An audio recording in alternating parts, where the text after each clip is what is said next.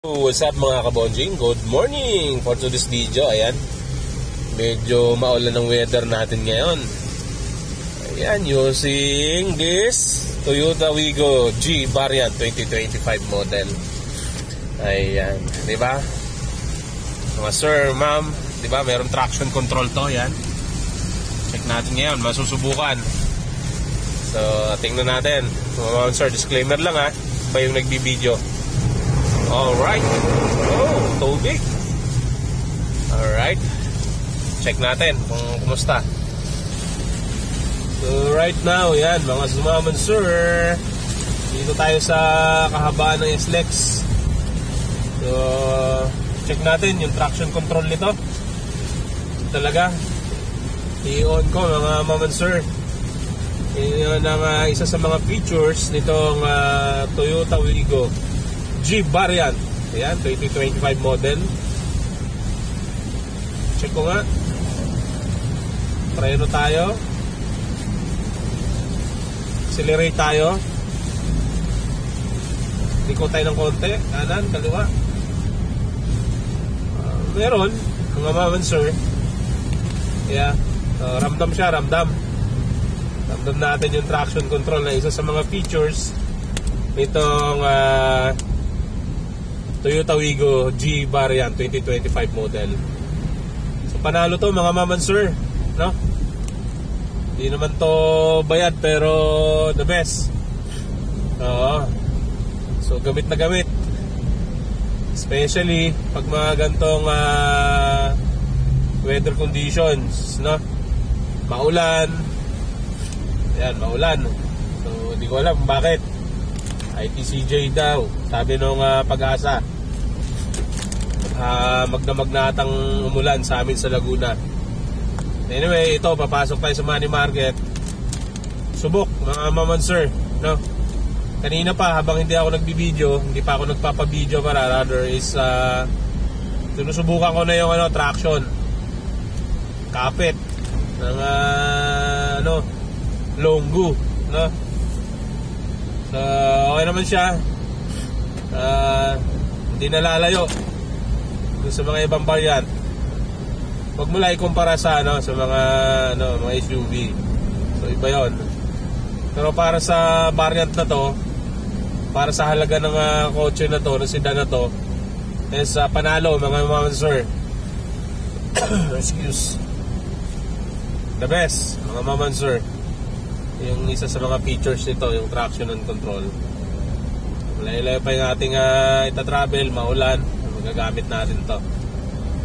So I think hindi ako nagkakamali, parang ang cash ata nito is disclaimer lang mga nasa 700 plus, wala pang 750k ang cash nitong si Wigo. Baka may idea kayo, comment down below kung magkano. Pero napaka-importante mga maman sir, yung gantong features ng isang sedan, isang sasakyan, may traction, no? May traction. So importante yan. Apat lang ang gulong nito maliliit pa, so kailangan natin yan. Kaya isa na rin, bukod dun sa traction control, syempre hindi mawala dyan ang pag-iingat. Syempre, ingat lagi, of course. Huwag iasa dun sa features ng sasakyan na may ganon.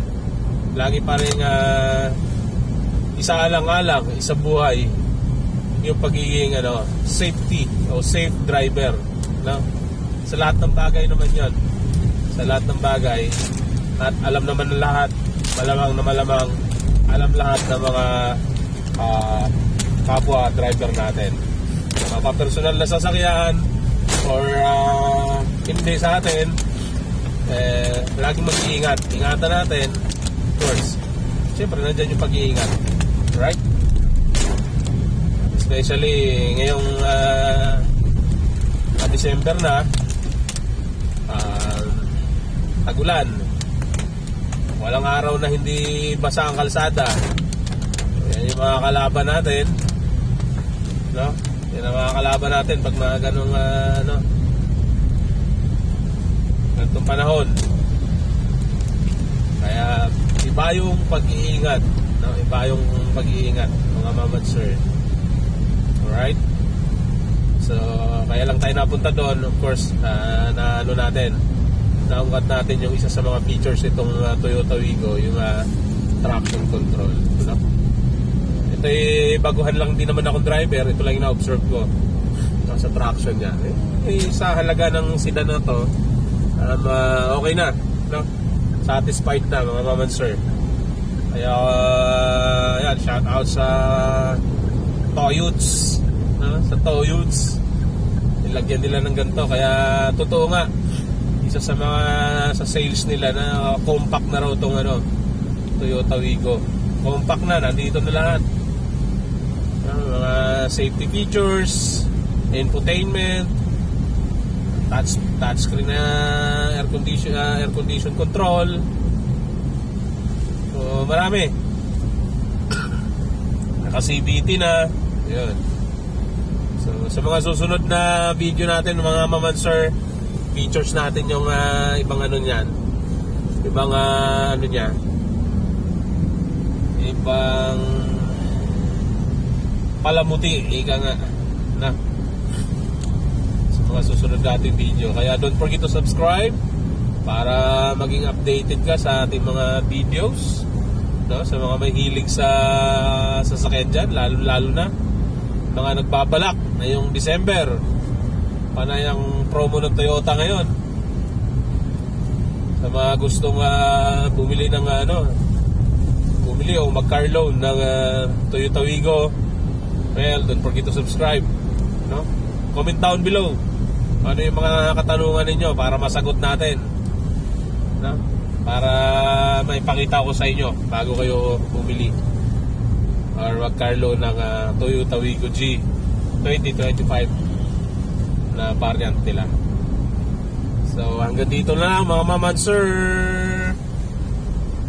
Happy weekend mga Bonji. Show! Maulan na Sabado.